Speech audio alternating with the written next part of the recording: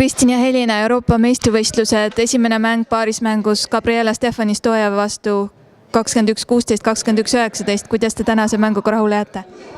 Väga jääme rahule, ma arvan, et selle hooaja üks parimaid mänge, et ma arvan kindlasti ületasime ennast, et 19 maailma 14. paari vastu saada on väga hea. Jah, et mina olen samuti rahul, et hoidsime enda rünnakut ja oli päris palju häid rallisid.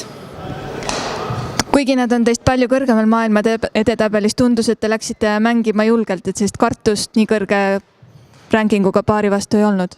Jaa, et seekord ei olnud, et me olime nendega varem juba kohtunud, et me enam-vähem nende mängustiili teadsime ja et jah, mingit pinget ei olnud, et meil ju kaotatud midagi ei olnud. Võrreldes aasta varasema EM-iga, kui oli teie debüüt, et olete nii maailma edetabelist nõusnud kui ka mänguliselt, et millest te tunnete, et see natuke vahe veel nende ja teie vahel on? Nad on kindlasti palju kindlamad ja stabiilsemad, et meil tuleb vahepeal paar lihtsat viga ja selle tõttu need vahed tulevadki. Ja kindlasti neil oli väga rünne ja kaitse. Mis on nüüd lähiajal teie järgmine selline suurem võistlus või eesmärk? MM-ile loodame, et pääseme, et paari päeva pärast peaks lukku minema see tabel ja et mängime Sloveeniat ja Tšehhit ja turniire veel päris mitmeid ees.